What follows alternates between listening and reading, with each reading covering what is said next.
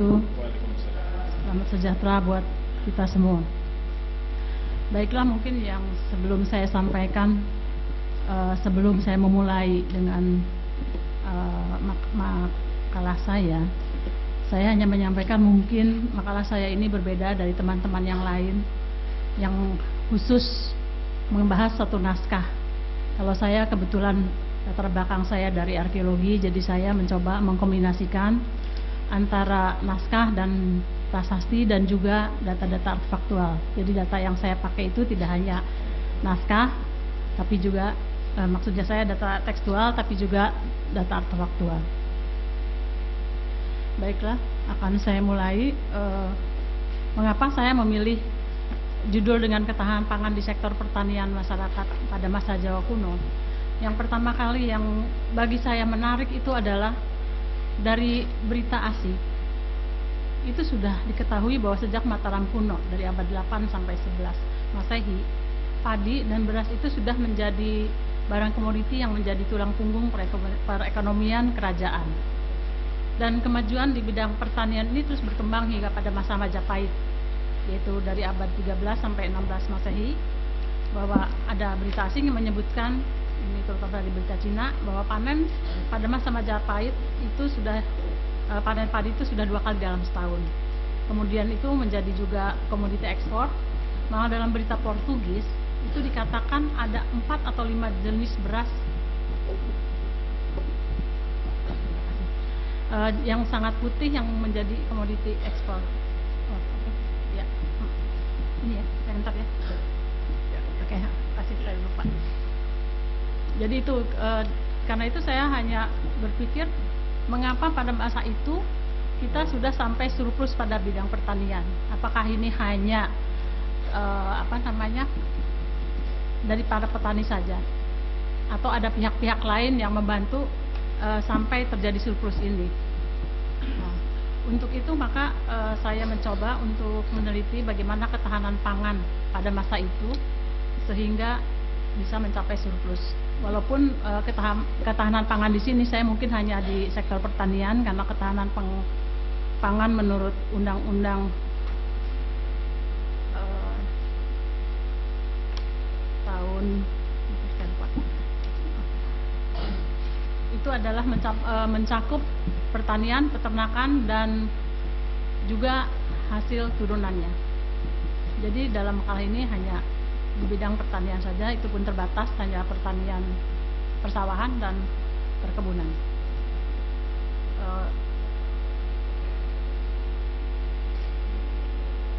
Jadi mengapa kita itu dikenal sebagai negara agraris? Itu pun kita ketahui juga dari jabatan-jabatan yang berhubungan dengan pertanian pada masa itu.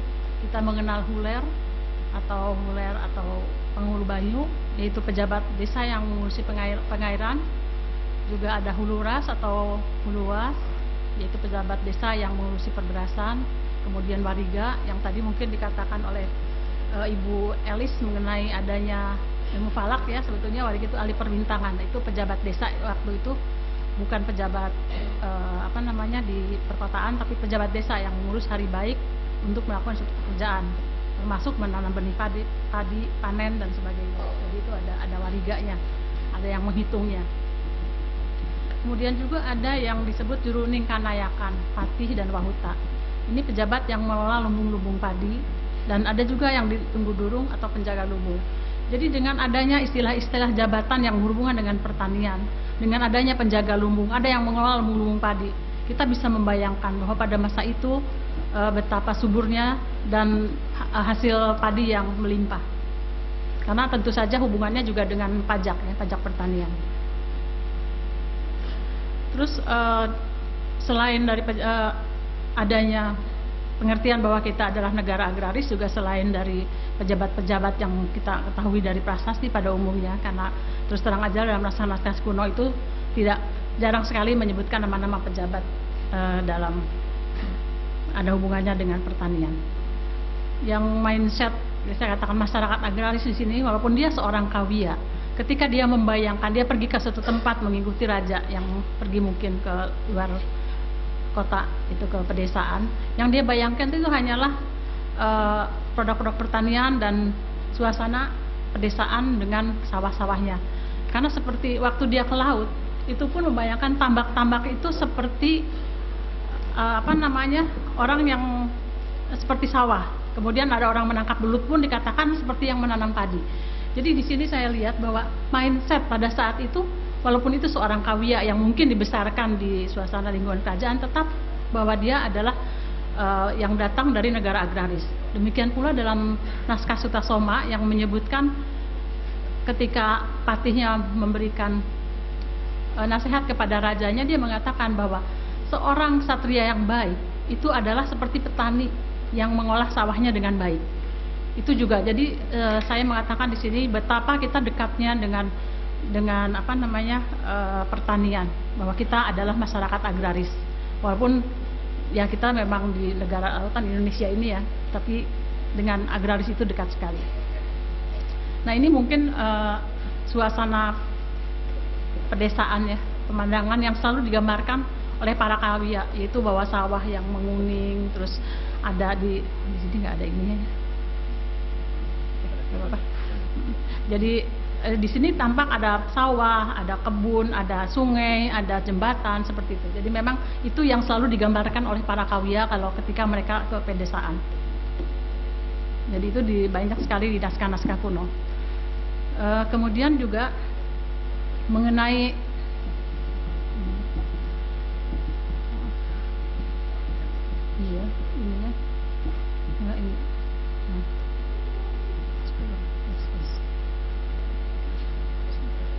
Nah, sekarang ada yang tahap-tahap tadi yang sebetulnya yang kelewat itu adalah bahwa dalam naskah-naskah kuno maupun dalam prasasti kita mengenal lahan-lahan yang disebut sebagai yang berhubungan dengan pertanian, yaitu sawah, yang pengertiannya sawah sekarang, ada juga disebut gaga.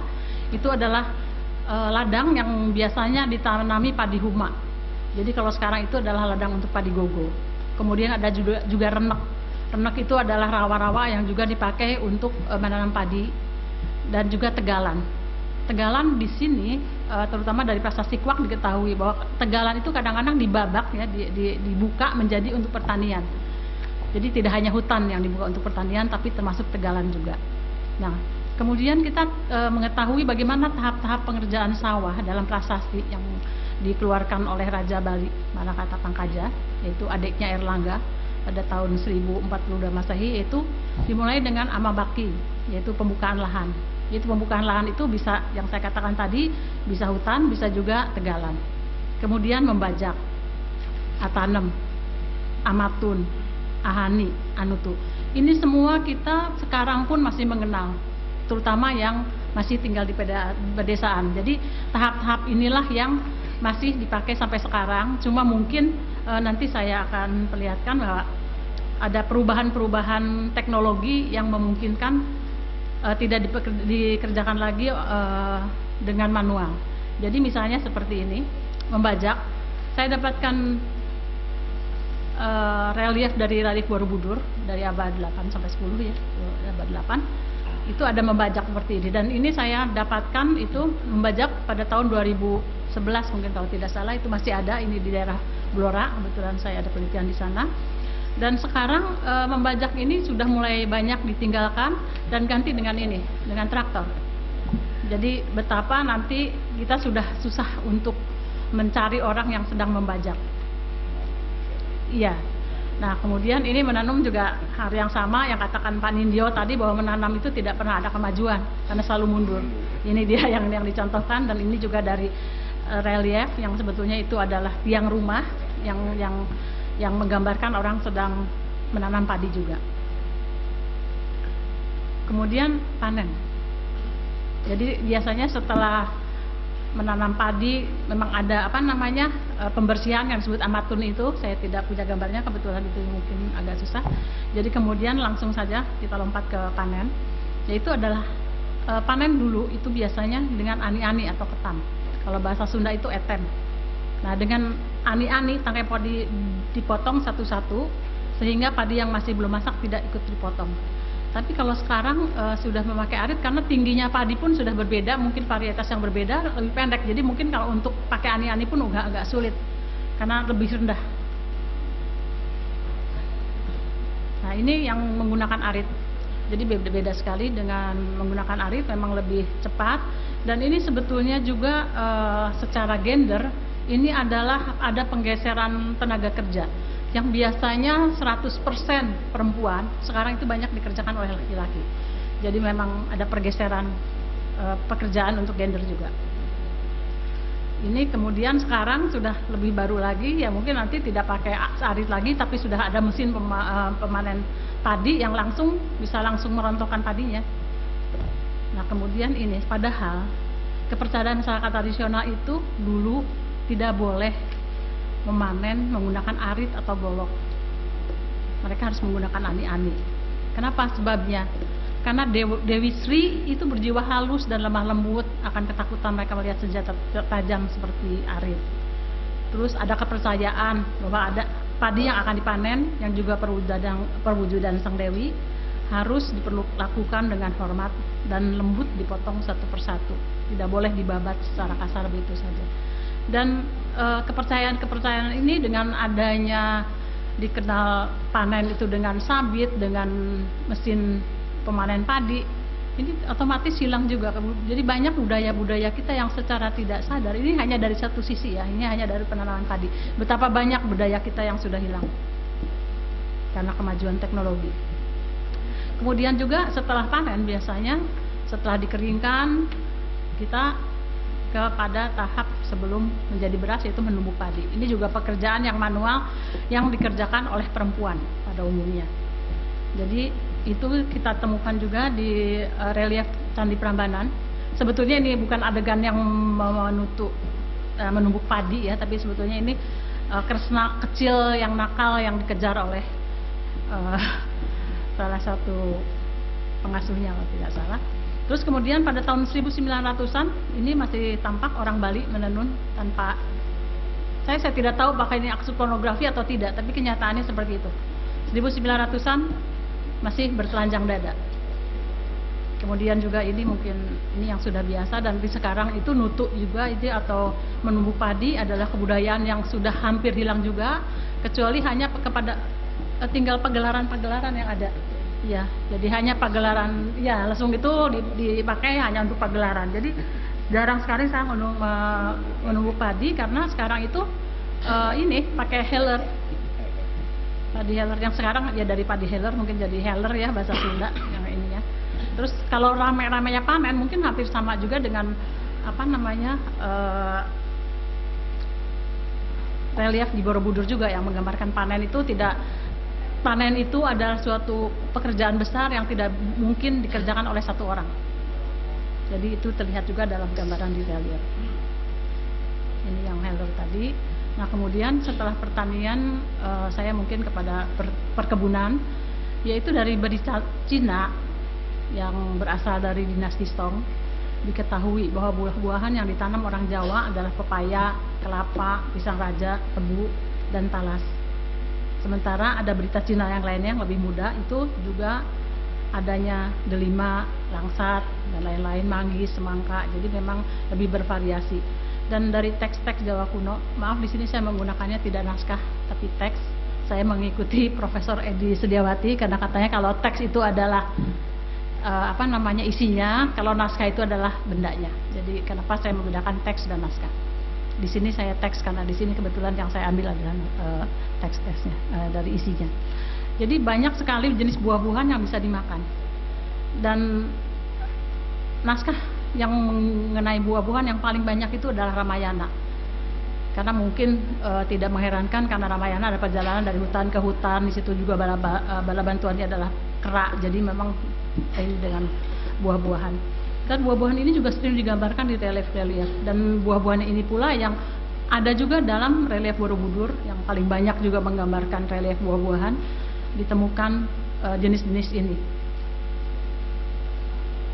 Nah, ternyata dari berita Cina dan Portugis, kita pun sudah mengekspor hasil hutan dan kebun. Di antaranya adalah kayu cendana, damar, kayu gaharu, kapur barus, merica, pala, kemukus, kayu adas, cengkeh, pinang, pisang, nangka, kelapa, kapuk. Jadi memang kita luar biasa sekali. Selain hasil pertanian, perkebunan juga sudah diekspor. dan itu ada dalam berita Cina. Nah, sekarang apakah itu hanya peranan para petani? Ternyata tidak, karena saya melihat dari prasasti dan naskah itu bahwa pemerintah itu ada usaha untuk memajukan pertanian, yaitu antara lain dengan membuat dauan, adalah bendungan atau waduk. Jadi salah satu prasasti yang terkenal bendungan dauan itu adalah istrinya Sindok. Dia membuat bendungan 3 waduk pada saat itu, abad 10. Jadi kemudian Tamwak, itu bendungan yang di tepi sungai yang dirancang untuk danau buatan dengan fungsi untuk pemasok air pada musim kemarau dan mengendalikan banjir pada musim hujan. Kemudian ada juga yang disebut uluran atau saluran air, kadang-kadang disebut juga dengan kali. Kemudian sarana dan prasarana, di antara yang ditanami pohon bodi dan beringin. Ini ada dalam prasasti yang menyebutkan bahwa jalan ditanami oleh pohon bodi. Dan di daerah Jawa Timur antara Mojokerto Jombang itu di pinggiran antara Surabaya Mojokerto itu di pinggir jalan banyak ditanami pohon bodi. Salah satunya saya mengambil dan saya kasih ke Ibu Sinta tadi yang sudah dikeringkan. Kemudian juga ada juga pembuatan jembatan pasar, itu jelas ya, jadi salah satu sarana dan prasarananya. Demikian juga ada hukum pertanian, pencurian terhadap hasil pertanian dan keamanan, itu usaha pemerintah. Nah, ini mungkin kenapa pemerintah harus menyediakan irigasi, karena ada 3 fungsi untuk pengairan, yaitu menyediakan air untuk tanah supaya tidak gersang, mengatur persediaan air agar banjir dapat dikendalikan, dan menyuburkan tanah dengan zat hara yang diangkutnya. Nah, ini adalah jenis-jenis pengaliannya yang tadi saya sudah katakan, ada dauan, ada tamwak, beluran, dan sebetulnya masih banyak istilah yang lainnya. Nah, ini adalah salah satu hasil penelitian saya di Kabupaten Jombang. Kami menemukan saluran air di Dusun Cangak, Desa Sembernongko. Itu saluran ini lebarnya kurang lebih 1 meter, tingginya juga 1 meter dan dibuat oleh bata. Tapi di kedua pinggiran batanya itu dikasih batu-batu andesit yang bulat-bulat. Nafal, disebutnya batu nafal. Itu untuk memperkuat saluran. Jadi betapa canggihnya kita dalam pada saat ini dari masa Erlangga ya. Jadi dari abad 11 Masehi. Betapa canggihnya kita sudah membuat saluran seperti ini. Dan saluran itu juga tidak hanya saluran-saluran air, banyak juga ditemukan seperti di Trowulan adalah kanal-kanal yang mungkin ada juga yang tidak setuju ada kanal, tapi kalau kami dari penelitian kami itu membuktikan bahwa ada beberapa di tengah kanal itu tumbuhan-tumbuhan dari tanaman-tanaman air. Jadi itu jelas sekali bekas kanal. Cuma mungkin kanalnya kenapa misalnya masih banyak mempertanyakan kenapa tidak ada di dalam negara Kertagama. Tetapi kalau setelah kami penelitian itu ada kemungkinan kanal itu dibuat malah setelah masa Hayam Wuruk. Karena pada masa itu banyak kejadian kerusakan segala macam, sehingga mungkin perlu untuk penampungan air.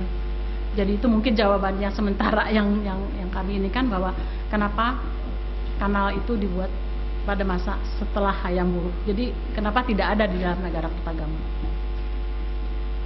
Nah, kemudian ini yang saya katakan tadi, ada sarana dan prasarana, itu juga tergambar ya di dalam relief Candi Borobudur. Ini orang sedang memproyeki jembatan dan pejabatnya pun ada, namanya Huluwatan. Jadi orang yang mengurusi jembatan. Jadi bayangkan saja pada masa itu untuk jembatan pun memang udah ada pejabatnya. Jadi memang harus melihat apakah ada kerusakan atau tidak.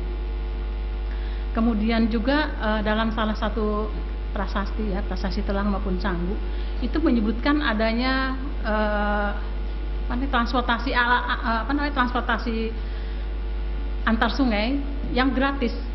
Jadi diberikan kepada masyarakat untuk membayar untuk menyeberangi kedua sungai itu. Dan ternyata penyeberangan ini itu masih ditemukan di daerah Sungai Berantas maupun Bengawan Solo. Ini sebagai contohnya sekarang masih ada yang disebut tambangan. Ya, jadi dari abad ke-10 sudah mulai ada tambangan ini. Nah, kemudian hukum.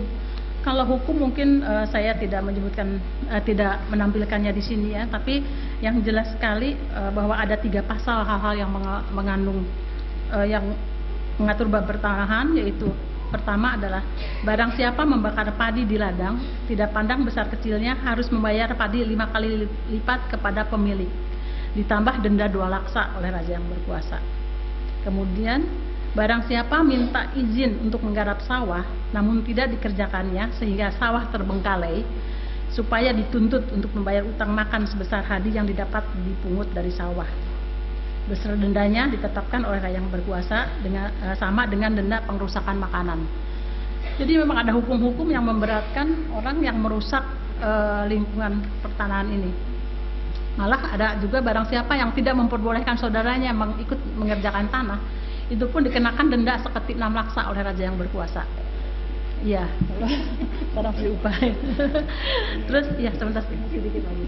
Terus kemudian juga mengenai pencurian yang paling berat ini adalah, bisa bayangkan saja, barang siapa mencuri palawija seperti ubi-ubian, mencari buah-buahan, juga dilakukan pada waktu malam hari, dikenakan pidana mati oleh raja. Kemudian juga barang siapa yang mencuri padi lebih dari 10 ikat, itu juga dikenakan mati oleh raja. Jadi betapa berat hukuman untuk para penjahat ini. Dan juga raja juga punya kewajiban bahwa jangan sampai rakyat itu jatuh ke tangan Ijun, karena itu adalah akan memiskinkan masyarakat. Itu saja mungkin dari saya. Terima kasih. Dan mungkin ada kesimpulannya, saya bacakan sebentar. Jadi dalam menjaga ketahanan pangan pada masa lalu, terutama di sektor pertanian, ternyata tidak hanya kerja keras para petani, tetapi ada campur tangan pemerintah. Terus kemudian adanya lingkaran yang saling mengkait, ini yang kita selalu lupa. Ini petani yang akan surplus, dengan surplus negara sejahtera mengurangi kejahatan, tanpa kejahatan petani bertani tanpa gangguan sehingga dapat menghasilkan surplus, dan begitu selanjutnya. Maka kesejahteraan dan kemakmuran suatu negara dapat tercapai. Jadi dalam menciptakan masyarakat yang sejahtera perlu adanya pemerintah yang bekerja keras untuk kepentingan rakyatnya. Terima kasih.